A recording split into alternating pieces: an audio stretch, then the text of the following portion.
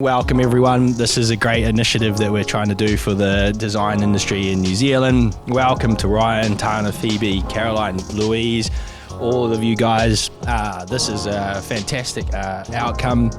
Looking forward to chatting through a few questions. So let's pass the mic to Caroline and see if we can't fire up a bit of dialogue here and see where this goes. The idea really is to try to understand a little bit about our daily lives and what makes us tick, the people we work with, the processes and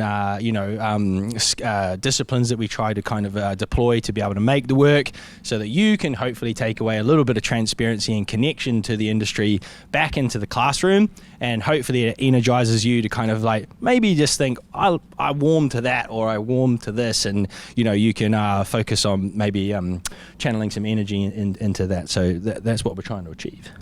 Hi, there's a few of you. So kia ora koutou, my name's Caroline Powley. I have worked at various institutions, so I'm an educator and a designer, and just wanted to say, ngā mihi mana to you, Sam, for hosting, because it's a beautiful spot. We're lucky, it's sunny, sausages are good, thanks, it's grand. Yeah. Thanks for hosting. Yeah, if you've had me as a teacher, you know that I love to do this and everyone hates it, but I am still just going to do it, because even though there's a ton of you, I wouldn't mind knowing who you are, to be honest. So I wouldn't mind if we're on time, so I feel like we've got time to pass the mic around, and you can, just because it'll get you started, right? Like once you've held the mic once, you know that it feels slightly weird and it's actually strangely heavier than you thought. So let's just get started, right? So what I would like to do, if you're okay with it, is if you could just please say your name and your institution, and if you felt so inclined, like I know at AUT City there are different pathways or specialities. If you've got one of those, throw us at it, or if not, if you're doing a broader course, you could just do a one or two word kind of, this is what I'm focusing on, just so that we get a little bit of an idea about where your focus is at the moment. So okay, I'm going to do it.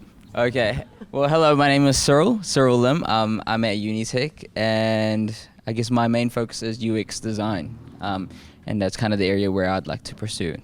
Hi, I'm Melinda. I'm at Unitech as well, and my main focus is graphic design, and I would like to somehow do more like non-for-profit work. That's kind of where my heart lies. My name's Tamron Roy, and I'm with Unitech, and my focus is on anyone who will take me. But I do have an interest in publication design and packaging. Hi, my name is Felix. I'm from Unitech. I'm BCE third year student, and I'm graduating soon. I'm so scared. And I feel like I'm interested in graphic design, UX, UI design, illustration. I'm still struggling on what the future would be, but I'm hoping to be a good designer, of course, like professional. Yeah. I'm Sienna. I work at Studio Akin with Tana. Kia ora, my name is George, and I work at AUT, and I don't want to label myself, but I'm interested in language and representation. Hello, I'm Tatiana. I'm from AUT. I teach at AUT South Manukau and also at the city. I'm within the topics of communication design, illustration, and yeah. Hi, I'm Kate. I'm studying at MDS in my last 2 weeks of my final year, and I'm studying graphic design, and I'm really interested in going in towards illustrating for children's books. Hi, I'm Jodie. I study at Media Design School, where I specifically enjoy branding and creative collateral design, and I major in graphic design. Hi guys, I'm Erica. I go to Media Design School as well, studying Bachelor of Media Design. At the moment, I really like doing graphic and motion design, and I'd really like to be a creative director for music artists in the future. This is what I do right now. Hi everyone. My name is Sophie from MDS. My interest is in graphics and illustration and painting. Hi, I'm Tom. I'm also at Media Design School in the final year of the Bachelor of Media Design, majoring in graphic design. Interested in kind of FMCG, packaging and brand. Hiya, I'm Holly, also from Media Design School. My major is graphic design, and I really enjoy packaging, publication, but I also enjoy the strategy behind it design. Hi, I'm Nicola from AUT South Campus, and I'd say South Campus is a mix between all the pathways in the city, and I like packaging design, and I'm focused on UX design, I'd say. Hi, I'm Jess. I'm from AUT City Campus, and I'm majoring in graphic design, and I'm pretty interested in illustration and editorial design as well. Hi, my name's Lydia. I'm also from AUT City Centre. I'm majoring in graphic design. I'm Oliver. I'm also from AUT City Campus, majoring in graphic design or communication design, and next year looking to go towards somewhere in the field of packaging or graphic design. Hello, my name is Casey and I go to AUT South Campus. Hello. And I'm studying communications design. Hello, I'm Kiana. I also go to AUT South Campus and I'm studying communication design as well, and I enjoy illustration. Hi, I'm Emma, just in the back. I'm at AUT and I'm majoring in advertising and branding. Kia ora koutou, I'm Lauren and I'm at AUT South Campus and I'm very passionate about graphic design and social design. Hi, I'm Leo. I'm a dev at New Territory. I'm Elliot. I'm a senior designer here at Studio South. Hi, I'm Akin. I kind of snuck in here. I'm just at the University of Just Life at the moment. Hi, I'm Paul. I run New Territory. Hey, I'm Liam. I'm a designer at Studio South. Hi, I'm Tom. I'm currently doing motion design at Studio South. Hi, I'm Mira and I also do design at Studio South. Hi, I'm Scott. I am a team lead at UB Colleges in graphic design and web, and also tutor in digital media design. Hi, I'm Jonty. I'm a tutor at Unitec. I have to think because I've been everywhere. But I'm also a graphic designer at Index. Hi, I'm Max. I do communication design, but I've got a focus in type design. Kia ora koutou. My name's William, so this is alphabetical order. I'm the discipline lead for the design department at Unitec. We're hiring. Kia ora everyone, I'm Louise Kellerman, founder and director of Design Assembly, and I get my kicks from connecting you all. Hi everyone, I'm Amber. I'm currently studying digital design at UB Colleges, and I am hoping to pursue a career in illustration with a little bit of tattoo artistry on the side. Hi, I'm Ekaterina, and I'm from UB Colleges studying digital design, getting towards user experience design and user interface design at the moment, and as a hobby focusing on illustration and Procreate. Kia ora, my name's Kim Meek. I'm the Year 3 program leader at AUT in the city. I've got a interest in print culture, publication, archives and collections, and visualization. Hi everyone, I'm Phoebe, and I come from a quite traditional, I guess, graphic design background, and my current role is design lead at a company called previously Unavailable. It's quite a new role for me, so lots to share. Hi everyone, my name's Tana Mitchell. I am founder and partner at Studio Akin. We're a small agency, but we do everything because everything is designed now. Hi everyone, I'm Ryan Marx from Marx Design. I've been designing for 22 years now, and yeah, very salty. The grey hair means something, and yeah, good to be here. Well done, everybody. That was not easy. It seemed like sort of some formality that kind of will be a one for the record. So let's, now that we've all introduced ourselves, get into some yarns. In terms of how we might run this, my kind of job tonight, as far as I can see it, is just making sure that the kōrero keeps flowing and moves around. And if you're sitting there and you're shy and you're bursting, you've got a little question that's, yeah, be brave is all I'm going to say. Okay. So in terms of kicking it off, this is always the most awkward moment, basically. So, I love this. Is anybody going to be brave enough? As a reassurance, if anyone's feeling nervous, I have thank you guys who emailed or posted questions on the spreadsheet that Louise set up. I have got backup questions in case there's, sort of tumbleweed blowing past. But given the calibre of everyone who's sitting here, and I know that all these guys have got lots of awesome stuff to share, and I'm sure you guys have got lots of questions. So who's going to be brave is the first question. So as a student, obviously, the question is always how to approach design studios. Our lecturers always tell us to just walk straight through the door. We always feel like we're a pain in the butt. We don't want to walk through the door. And then you also hear that emails, there's just too many emails. So what would you say is the best way for us to be seen, and I guess general etiquette? I notice don't walk through the door, knock first or send a notice that you're coming.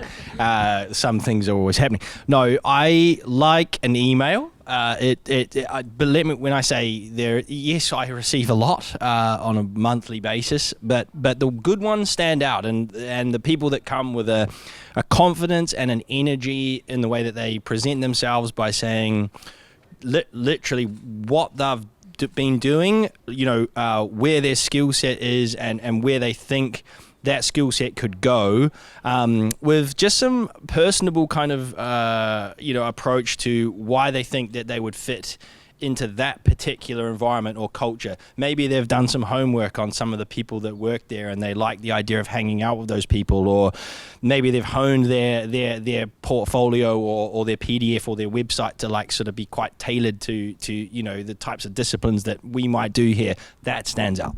I think a big thing really is when you engage is passion. So someone who when they're talking, you can really see they're really into it.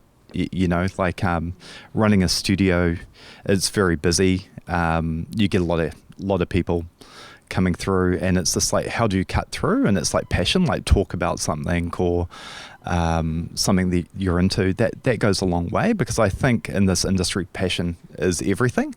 If you're really into doing it and you really want to do it, that will take you all the way, and just persevere. Same. Don't just barge through the door. We also get a lot of emails. But I think for us, maybe it's a little bit different in that we're looking for probably always a great portfolio.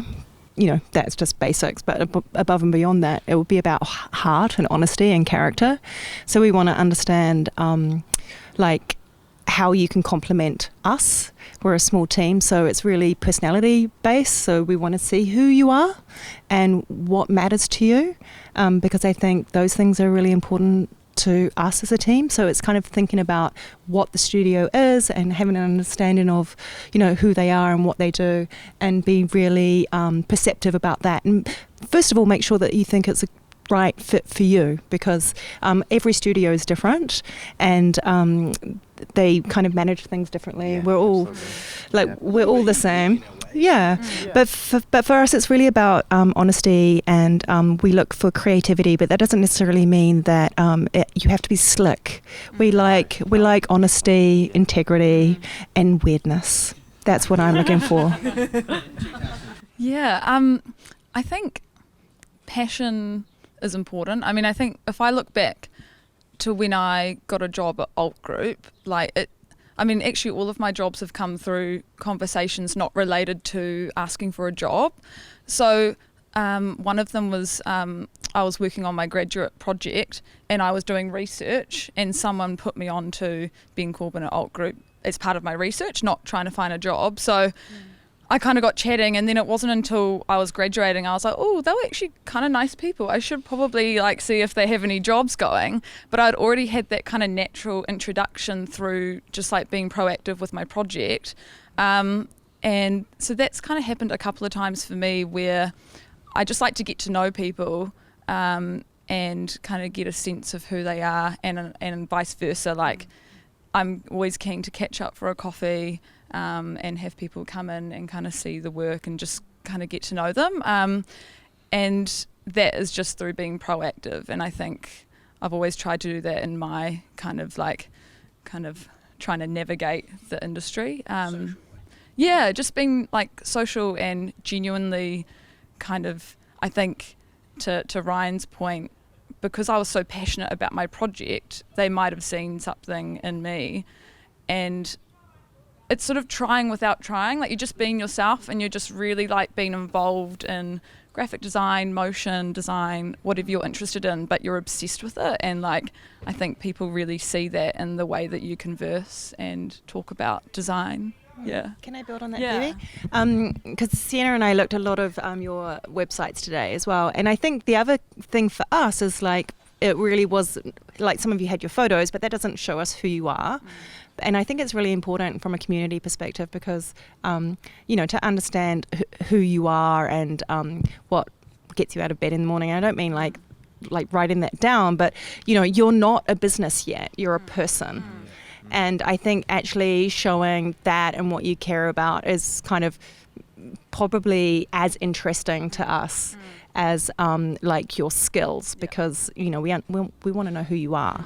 Yeah, to build on that as well, like I think part of being a designer is being interested in lots of things. I mean, we get all these different clients all the time, and so your interests are naturally kind of broadened from just design as well. And I think, yeah, that's part of that getting to know everyone. Every design project has a person representing like that brief or that product that they want you to contribute to. So there is a like complete social psychology going on between, you know, generally your creative director or the person in charge of design, but there's a real art to like bringing your personality and your confident kind of just good nature as a human to like participate in that, and don't sit there sort of tired. Sit there keen, you know, that's just be keen. Key.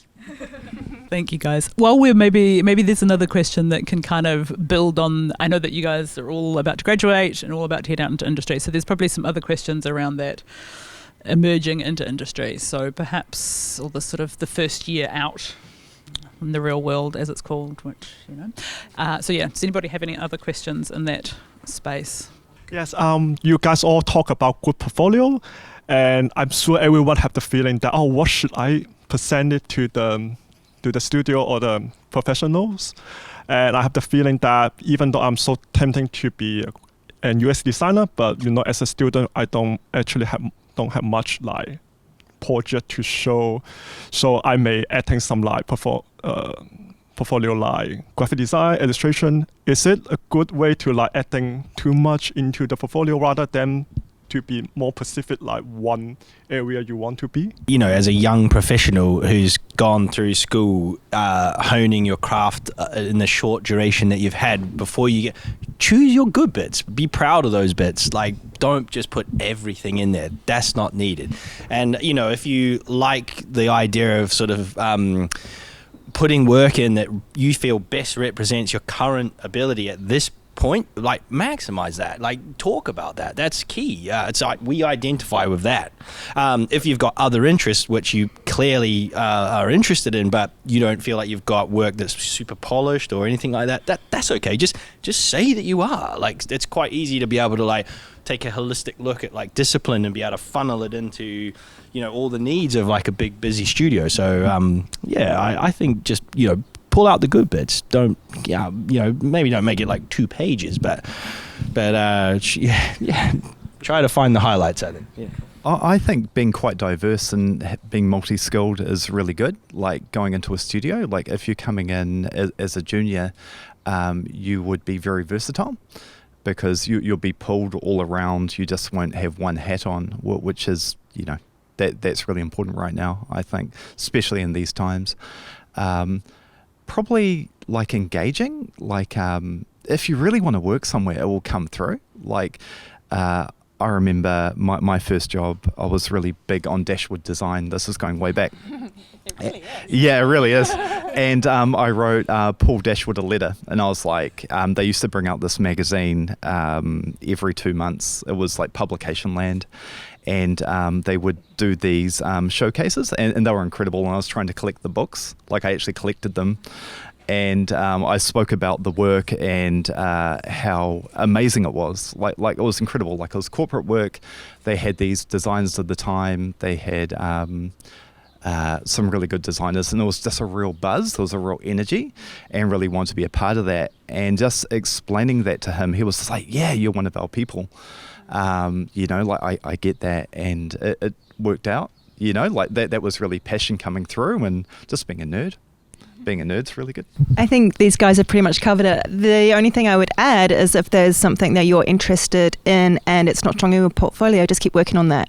Like keep playing it, keep thinking about it. All you need is like the smallest opportunity to make that stronger. So as soon as school finishes, just keep going because you have to. Yeah, echoing all of this. The other thing, and this is probably not every studio, but the nature of like university work, a lot of it is about kind of process and like workings and things, and I'm personally not afraid of like seeing that stuff like in the portfolio, or at least like a body of work. So for me it's not about the amount of like projects, but it's about like, you know, especially your final year project, like is it like a body of work? Like can I see depth? Can I see kind of interest and depth and interrogation? Because for me, I just want to work with people who want to interrogate a subject as much as I do.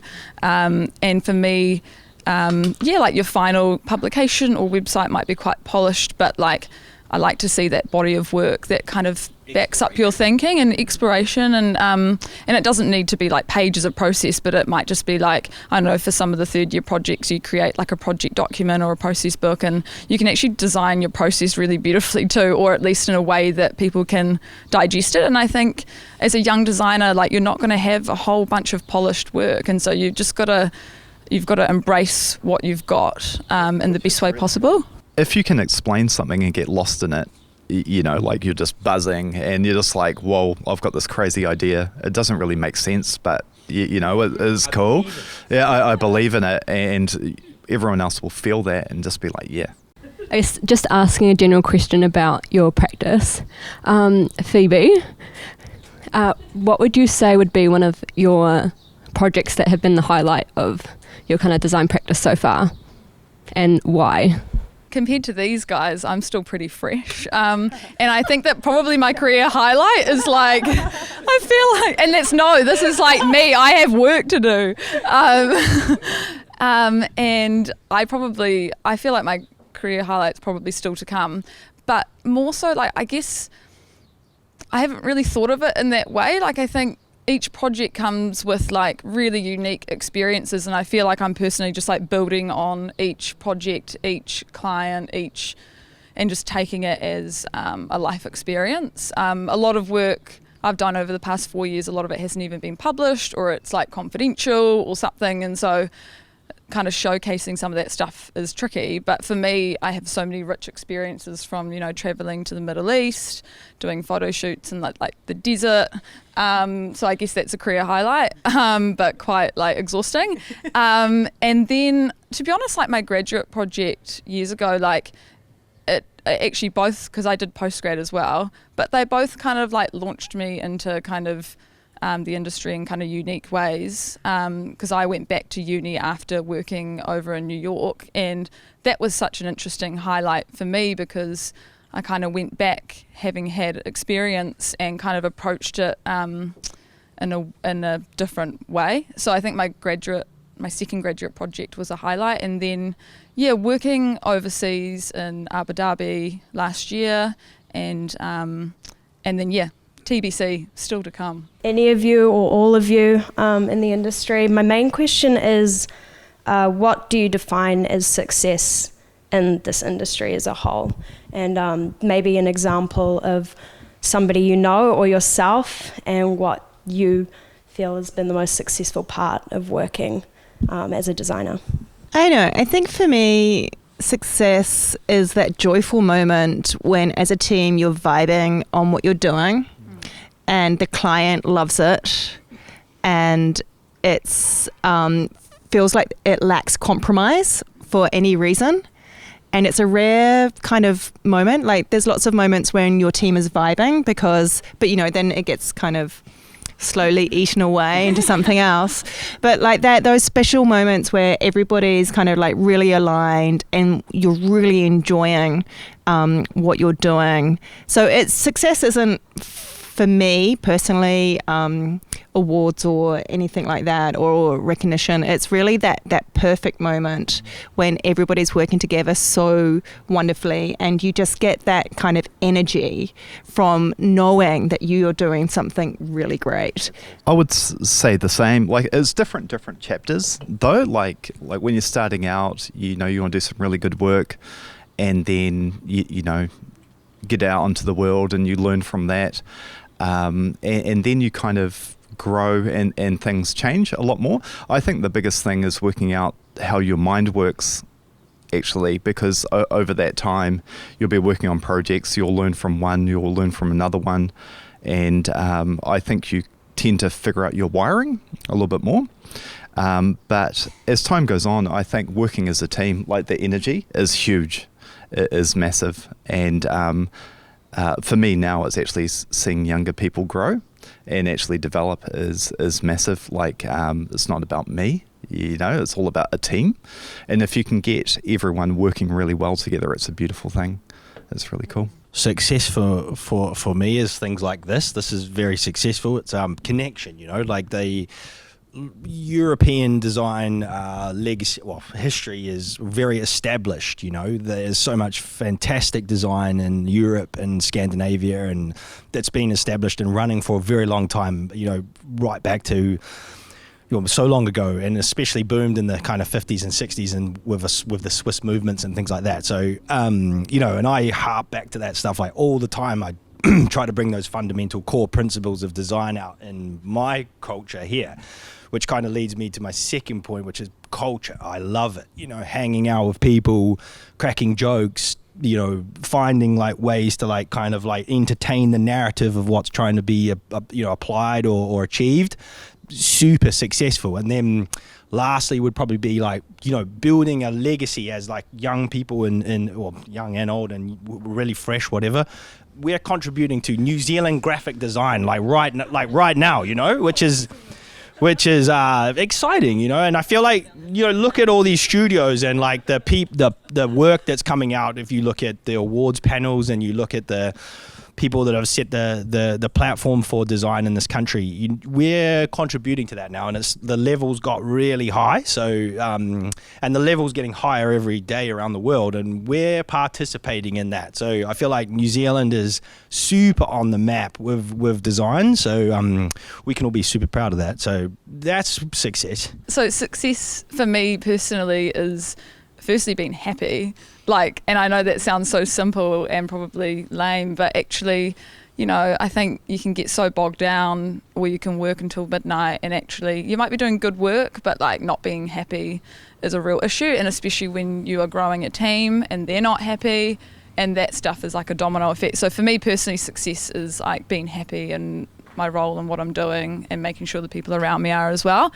And then success in design, like I think it's awesome through awards to have kind of affirmation and from your peers and recognition, but at the end of the day, like success for our clients and our businesses, like that's really exciting. I mean, I'm kind of working in a new space with entrepreneurs and startups, kind of launching new products, and for them to raise like couple of million in capital, like from like you doing a brand, is like quite cool. And like I probably haven't experienced that much, like seeing it firsthand. And so I think good design is successful in kind of a business sense, I think is probably how I just define success from a studio work kind of perspective. Success is so many things, you see. It's like when you design something that's for no one but just for you, and you just think it's great, and that's fine also, because that is also success, because actually fundamentally it's like your perspective on what's successful.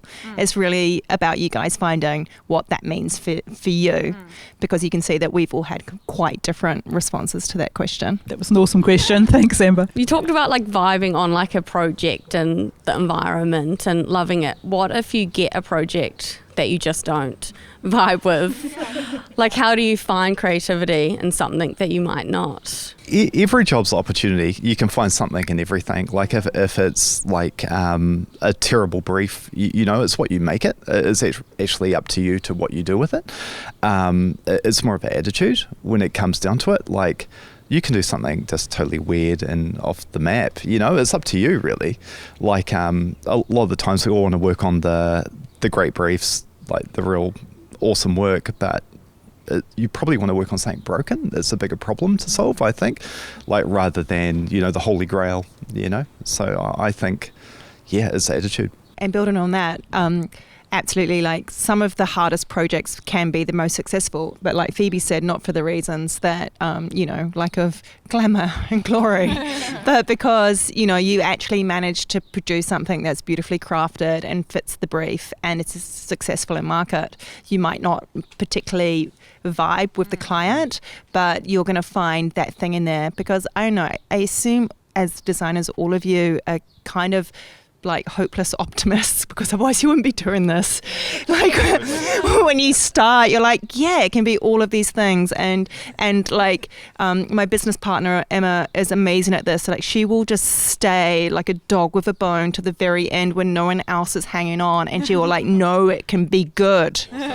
You know, and that is an amazing kind of characteristic that you can actually just go, no, I will not compromise on this. And just go back again and again and again and again. And that might be success in another way, but there's a satisfaction and a pride in that. So pride is like another really important factor to make sure that nothing that leaves the studio, regardless of how, you know, middle of the road or boring it might be perceived to be, is beautifully crafted, hits the market properly, and is a success for your clients. Just building on all of that, because I think to Ryan's point, like there is opportunity in everything, and it might not always be from like an aesthetic point of view. So there can be opportunities to create new business models, there can be opportunities to create a new product. Like you might not always get the visual brand stuff straight away, but like I think of sometimes it's letting go of the things that you're closest to and just kind of chipping away, building a relationship with a client, and then you can get the juicy stuff at some point. And so I think it's all about like building relationships and find those opportunities on the journey with them, because you have to think like a lot of clients, like they don't have any background in design or the process, and so you're taking them on a journey, and like opportunities can come from places that you don't see, but it's not always like aesthetic opportunities. How would you describe like styles and trends kind of factoring into your design practice or studio culture? And do you think like kind of platforms like Behance and Pinterest like kind of contribute or stagnate the design industry? Design is fashion, right? So you've got to be across fashion. Like trend is important, and I think that anyone that ignores trend is like ignoring it at their own risk, because like that's part of what we do. We ascertain cultural nuance and fashion and trend, and we interpret it for our clients, and we have to be across that. But it's only one part of it. Like it's not the only thing, because that's just like an aesthetic moment in time that you need to be able to analyze really quickly and clearly and understand where it's going, where it's come from, and who it's for. So that's a really important component. Like I don't care where you get that information, if you're walking down Cary Road and you're taking photos of people, or if it's online. Online is a very reliable resource, and I think that you should be on there and you should be checking out these things. Like I think actually all of that kind of like, don't be on Pinterest, don't be online, that's just nonsense. You need to know what's going on. And you need to be across it, and you need to have an opinion about it, more importantly. So it's not about going, oh, this is trending and I think it's beautiful, so I'm going to do that too. It's like, well, that's happening, so I'm not going to do that. Yeah. So it's really important to be across it, to be aware and respond to it. And but then you've also got, at the other side of the spectrum, you've got your strategy, and you've got your you've got your brief, and you've got what you're trying to do, and you've got your audience. So there are all of these elements that plug into the final result, and that's just one of them, and that's what you got to remember. It's important, it really is, but put it in its place and make sure that it's balanced with the other things. I totally get what you're saying. Like there's a lot of very trendy design out there. It's probably stepping back, and it's more like strategy taking play. Like say if you're creating a product, understand what other people are communicating and how you can be different to stand out. Like it's more about the context of what you're working on, which might be appropriate and the best way to convey it, I think. But if you take a level of like that looks really good and is very on trend, everyone else is probably doing it, you're probably better to look at an idea, like be more idea driven and with a lens over top like of the way you execute it, because you'll create something more interesting, I think. Yeah, style could just be a lens. It doesn't, but it's better if it's got an idea attached to it. 100% agree with like finding a purpose for putting something on the page, not just like embellishing it for the sake of embellishing it. Get it off there if it's just there hanging around. I definitely love finding an idea that represents a response to like an objective in the brief, or is like that entertaining that narrative or styling that narrative, and this is cool work. You can, like Hannah said, it's relatable to so many facets of like lifestyle on so many social levels. Like you can be really stylish and cool in fashion. You can be super stylish and cool in food, architecture, art. Like there's so many amazing ways to kind of use your sensibilities to identify what's like trending in so many different things. I try to push a process here where we take a holistic look at all things that make up like an application that could maybe style that narrative. And if it's, I try not to like make it all design. I try to find other ways of figuring out mood that could be appropriate for this particular idea or brief, and then put it together and chuck it all on in the start, because that's quite fun, and then peel it back. I think echoing like Tana's comments around like knowing the landscape or the trend landscape is interesting, because we generally go through what we call like a benchmarking process, which is not just like aesthetically, it's like business wise. So we look at like what other businesses are doing in the same sector, and that's part of that whole like knowing the landscape of a job, and then you go through the visual kind of landscape and where you think your client sits on like a spectrum. A brief comes in, someone's got a business objective which you need to understand, which is they're trying to do something, right?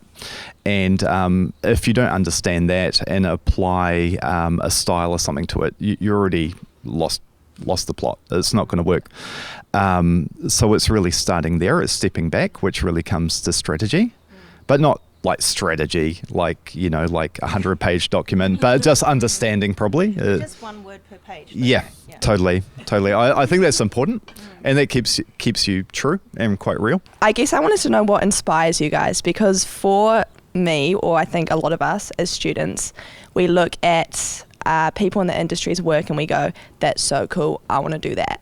And I guess that's what inspires me. I look at things, out on the street or online, I go, that is so cool, I want to be able to do that. So I'm wondering what inspires you guys. For me, I'm inspired by, firstly, like things out. I mean, I love design, but I'm interested in art a lot, and that's mostly through my fiance, because he's obsessed with art and he's kind of got me into it. And so I think, visually pleasing and concept-driven things like outside of like graphic design, books a lot, that's graphic design, and also just like my peers, I guess. I think talking to other designers and artists and curators and creators inspires me. And then like I run half marathons, and so I actually for me I'm inspired by like athletes, because it's kind of just that mental capacity to like finish something and kind of go on a journey and kind of really kind of do it tough, and so for me it's like that mental, I'm inspired by people that have that kind of like mental strength to kind of like pursue an idea or pursue like a goal.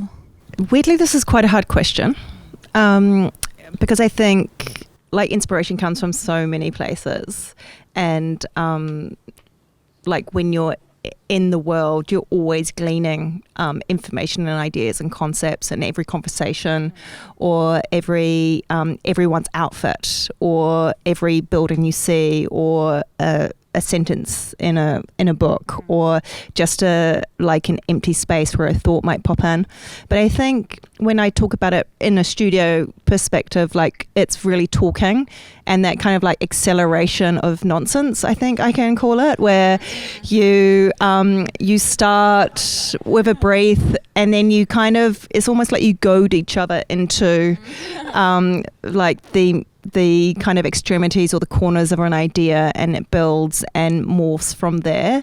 So I think, like, once again, it's kind of having that kind of like that wonderful connection with people that you can go on a journey with, but also making sure that you've got lots of things to bring to the table. And like, we're quite fond of like breaking things, I guess would be the best way to put it, to see what's in the corners and behind the thing, so that then you can rebuild it in a different way. Because I think when you've been doing it as long as we have, Ryan, that you have to be really cognizant of finding new ways and methodologies to re-look at the world anew. And especially at a moment in time like now with COVID, when we can't travel and you can't have external kind of influences, you have to kind of like look at the minutiae of life in a different way, and you kind of have to have a constant outside in view. So you can't look at the world like other people. You have to look at the world as a resource. I think just getting inspiration from everywhere. I think the biggest thing, you want people to look at the work and feel something.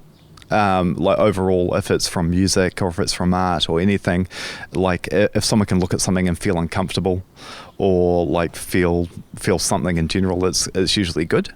You know, like rather than just something that is just like, oh, that's nice. That doesn't work, right? Like if you can feel something with depth. I've heard some wonderful shit here. This sounds. I'm inspired now, but no, like I'm just a full nutter. So I like just getting nutty. Like, is quite inspiring for me. Like trying to like be as weird and get a bit like where the guys are like, what are you up to?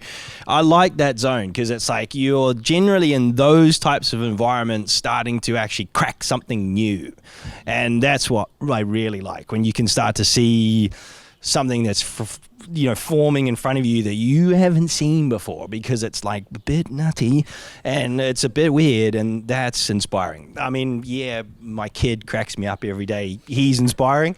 And, relationships with your friends and that whole social thing. Human conversations are inspiring, like... if you couldn't talk, shit, it would be boring. So, and, this is a talking game. They're using these tools. That's a little part of it. Yarning is inspiring. I love Tana's analogy of like the world as a resource, because as designers, you do kind of have a different kind of lens, and I do think when you're working on different projects too, I find that lens changes ever so slightly. Like if you're working on like a food project, or if you're working on like an archive project, or if you're working on a small business, I don't know, your lens of the world kind of evolves and molds depending on what you're working on. And I think that's such a cool thing as designers, that we get to be obsessed with so many different kind of subjects, or like be involved in different industries. So that whole like lens on the world as a resource is cool. That's like the best thing about design, is that it's about other things, basically. Constantly, which is like, that's why it's fun. That's why you don't get bored after however many years of it. One thing that I'm always conscious of for students is that for the last couple of years, people like me and Will and Jonty have been writing your briefs, and then you're actually going to hit some clients, and they'll be slightly different. So I was wondering if anyone had any questions around client relationships or client building or briefs or anything like that. So you mentioned briefs and how you've written a lot of them for us. So I know at media design school we're usually given a brief where there's certain like requirements you have to follow, but there's also in terms you can kind of step out into your own box, because obviously every student has different outcomes. What's it like kind of transitioning from a university? We've got briefs like that. How are the briefs different to when you go and you've got clients who want something and that's all they want? You're not allowed to step out of that box. What's that like? Look, I haven't been into school lately and understood what the timeframes are associated to some of the briefs, but I think they're generous in being able to respond to like deliver the solution. So, one thing I can tell you is that it's not generous in an environment like this. It's tight. So, like speed is something I talk about all the time, energy is key because it takes that to and you don't have that energy doesn't have to be like you're the guy that sprints down the road. You've just got to be the mind that can see the end like milestone and know how to use your intelligence to get there. And that's normally, successful by not getting overwhelmed and trying to think of doing it yourself, because design is like a sport. You can build teams and get stuff done quick. I like that collaboration. When someone getting the brief sorted. That's one thing I think with school is you get given a brief and it's got an end goal to deliver. It's quite you and the tutor. Here it's like you and a whole bunch of mates trying to get to the client's needs as fast as you can, essentially, without affecting quality. It's usually time. Time is a real factor. But process is really good for time. So, you can tailor process as well, but you've got to do it properly because things will follow out a process. If you skip a step, it will bite you, I find. But, I think it's like a gear thing, right? Like you can go in first gear or you can go in fourth. And fast can be good. Like a deadline can focus the mind. It can be really good and you'll be surprised. Like once you're in a zone, it's a beautiful thing. We don't get briefs. It's not a thing. We get half a problem with no detail. And the first thing we do is ask a whole bunch of questions to actually understand what the brief is. So I would, the brief is not a thing in my world. Yeah, no one. I mean, if someone, I think Sienna could probably talk to this as well, but we basically spend the first part of any project asking questions. Process is really important, and you're right. If you drop a step, there's hell to pay. You can speed those steps up, but you can't skip one. Challenge the brief, ask questions, because it's going to come and bite you in the end eventually. And so you really need to be very confident with saying, yeah, but, and where is, and what's that, and that I don't understand. Can you please clarify? Because people, I don't get briefs. It's not a thing. We don't really get proper briefs either, and I think it's a case of, I guess, that transition from being given a brief at university through to actually helping create one is probably the big difference. So actually I'm kind of moving into this new phase where I'm part of those conversations around like, what's the scope, like what do they need help with, how do we get there? And so I never get given a brief anymore, and it's just kind of figuring out with the client like, where do they want to go and how can we help them get there, and what's the best kind of brief to service those needs. And every client is really, really different, even if they're both startup clients or if whatever, like their goals and kind of where they want to go can be quite different. And so, I guess, the main difference is like being part of creating a brief. There's obligations on the business side too. Like, in university, you're not on a salary. So, you have obligations as a business to, make sure that the problem that the client's giving you and the brief that you do form, which sounds like it's pretty common, and the steps that you take to understand all that stuff so you can rationalize your solution into them and so they can't argue. Key. But there's also like a business thing on like our side, where we're like, okay, well, we've got teams and staff and they're all on salaries and we've got obligations to meet the financial thing. So, and they're saying to you, do it by this time. We find a lot at South that they say 2 weeks, so we deliver and then we give it to them and then they don't say anything for a week. And you're like, wait a minute, like you needed this real quick. So, and meanwhile, you've got like teams sitting around that were supposed to be working on this particular project. So that's quite challenging, eh? And, I guess it's something that we try to be like alert and it's, repetitively knock, what's the feedback? It seemed like the meeting went well. I think that in between time can be quite hard, and that's very like, whereas you go to a tutor, they give you feedback on where you've got to, you go back and you're on again. So a slight adjustment there maybe. It's just kind of like, again, like you're not going to get any feedback. So you have to interrogate them to actually understand what their motivations are. So they might come back and say, yeah, not blue. And you're like, why? You're like a 2-year-old. Yeah. You're like a 2-year-old and you have to interrogate every single little instruction, because if you don't, then you won't actually meet the brief. Yeah, I was just going to say, like, to that point, it's like they're not the designers, so like you're the designers or the creative people, and so you need to guide them on that journey, and part of that is that interrogation process. And so it's like guiding the conversations, guiding the process, like you're all on a journey together. Everyone is a little bit visually subjective, let me tell you. They don't just go, very rare does someone sit there and go, you're amazing, I completely trust you. In a commercial zone, they like you. They've seen your work. They come to see you. They know you can deliver, but you have to interrogate them. Like, you can say in the brief, like, let's go for a warm color, and they're like, yeah. And you go in with like red, and they go, too warm, and you go, well, cool. Let's just go, yeah, or and they're starting to be subjective. You're like, oh my God, I didn't know that about you. And so you're able to adapt. That's fun. And briefs changed with the psychology of the transaction that you're going through with clients, I find. I think also it's like designers just knowing that, like, it's the client's brand at the end of the day. Like they come to you for an expertise, but you have to let them in and be part of the process. And like, you can't just expect them to like everything off the bat if you're not involving them in the conversations and stuff in the right way. So it's a two-way conversation. It's a two-way thing. You've got to show them that you have the expertise, but involve them in a way that they feel like they have a voice in their company and their brand. And I'm just going to go again. And, like, I don't know what your guys' degrees are called, but when I did it, it was called a visual communication design degree. And, that's what we do. We communicate visually.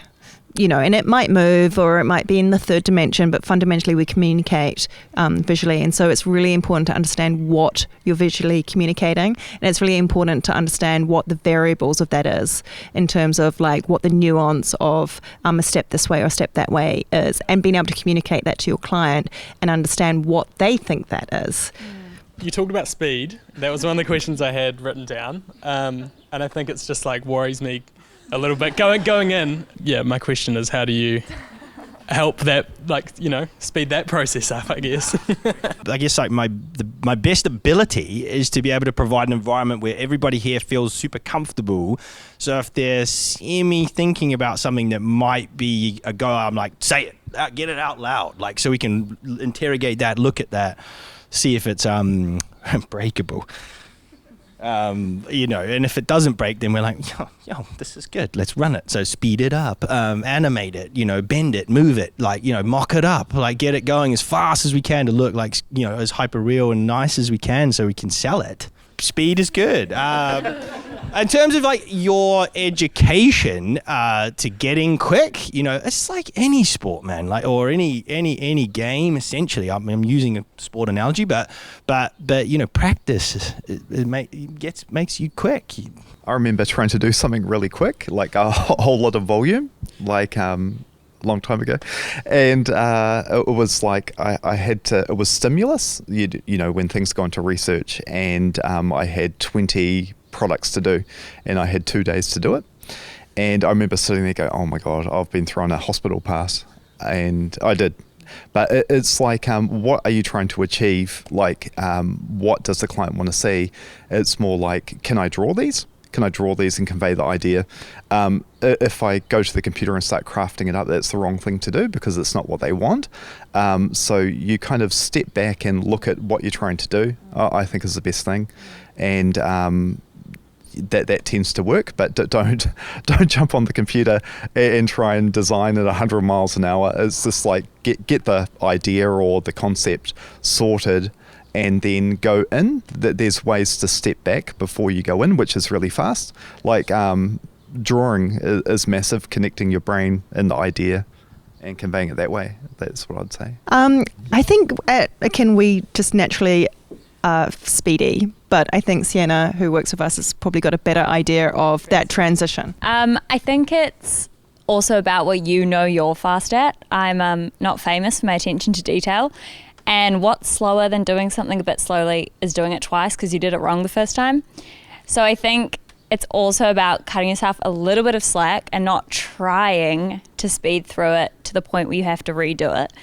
But I also think in terms of idea generation and all that, it's about not being scared to do something ugly or do something that's not perfect, because that doesn't matter. That's not where you're at in the stage. So it's just like leaning into where you are in the process and taking the time where the time makes sense to take the time, and then choosing the other moments to sort of speed it up. So getting a bunch of ideas out that don't have to be perfect and embracing that. And then maybe in the artworking stage, slowing down a bit. Because, just pretty much choosing where in the process you need to be quick and where maybe you can take it back a notch.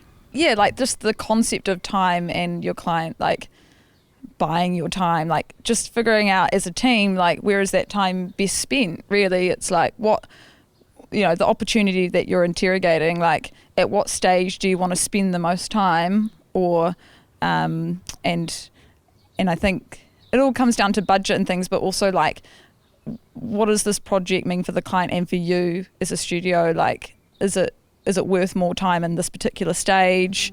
How do you like scope and break up the project to spend more time in this area and maybe less in this stage? So like, for example, like we're working on a beverage project and we're spending a lot of time in the like customer research phase, but we're working with an existing brand. So it's more about the product innovation rather than creating a whole new brand. So I think it's just like that whole, I think in terms of speed and skills, like that just comes with experience and time. Like I think as a junior, there's absolutely no pressure to like whip something up quick without actually thinking about it, like and going through your mental kind of process.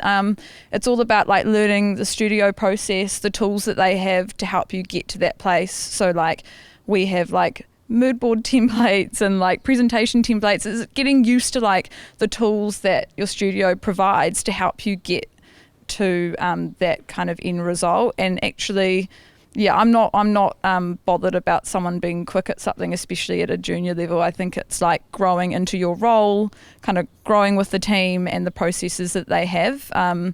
I think just being involved is the most important thing to me, and to me speed doesn't really kind of come into that in the first stage. I think just you will naturally get quicker at certain parts of the process as you grow as a designer. Yeah. And I'll just add to that in terms of speed, like I think when you've been doing it for as long as Ryan and I have done, like I could literally like put something together super fast. Like I could probably do it in a couple of hours and put it in marker and it would be okay. So speed is great. But the thing is that if you do that, it's not going to be interesting to you or to your audience, because actually where the time takes is like back to that breakneck thing. Like, so know what's happening out there, be aware of trends, and take your time at that point where you think you're really happy with it, and check yourself and then break it a little bit and turn it upside down and put it in the bin and then get it back out and wipe the coffee stains off it, and then really kind of like take the time at that moment as well. Because I think as young designers, you're going to be under a lot of pressure, but as to have a long career in this industry, you've got to make sure that you can do both of those things. You're going to have to be fast and you have to be nimble. It's just a fact, because we're all like really stretched for time and we're all busy. But make sure you recognize that moment in time where you can do something fast and realize why you're doing it. And if you're doing it because it's easy, then stop. So you can look at like the short-term time of like getting a task done, and like obviously getting faster at that is important. But if you're looking at like your career, like it's a marathon, not a sprint. So like you don't need to know everything like off the bat. I think if you're open to just like going on the run or the journey for like a long period of time, you're automatically just more open to like making mistakes and learning from them. But if you're so focused on being perfect as soon as you leave, like I think like striving for perfection, how do I word this? Because it's good to like strive for like excellence, but perfection is something different. And I think just the concept of time, you can look at it as like your whole career, and then you can look at it as in like a task. So I think delineating those two is kind of helpful. So say if a brief comes into the studio and it's just like really tight, like the best thing you can really do is get a whole lot of people together. Like people working in silos doesn't work. Like imagine that, like you get a very tight timeline and then it's just you with no one else. That's suicide.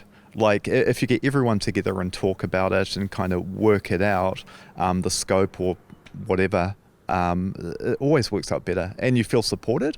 Like as a junior going into a studio and having to do something like that sounds horrible. We like multitasking too, so like we do naming sort of sessions sometimes, and like everyone's still working and we're just yelling out dialogue while we're going, but this one, but that one, you know, if you can do that, then that's great. You work while you're working. Hey. Okay, on that slightly terrifying exam. No, on that slightly terrifying note, I do think we have. I'm just actually going to stand up so I can see everybody and say hi. And I do think that's been a solid session, guys. Yeah. So, in terms of all the thank yous, I will say thank you again to our awesome panel. There's been just awesome gems in amongst all of that, and so thank you, Phoebe. Thank you, Tana. Thank you, Ryan. Thank you, Sam. That's just been awesome, and thank you so much. Sam, for being such a gracious host with sausages and drinks, and quite frankly a really bloody beautiful, you put the weather on too. It was awesome, so thank you for that. Oh yeah, no, it's been gorgeous, and thanks to the educators who came too and brought your students along, and thanks to all of you guys, the students, for coming as well, considering I all know that there are deadlines. Sorry to take you there. Sorry, I shouldn't have taken you there. Yeah. Pretend like they're not happening for another half an hour or so. You can have a, chat to somebody, chat to each other. You're all from different institutions. You can actually, moan about your tutors to somebody else. And you wouldn't do that. No. I was just looking at us. Thanks again for coming and making it a beautiful evening. And thanks in particular, obviously, to Louise and Design Assembly for doing what you do best, which is bring us all together and have a kōrero. So thank you. It's beautiful. Thanks. Nice one. Thanks. Wicked. Oh, well, let's have a drink and hang out for a minute. Give them a clap. Go on. Yay.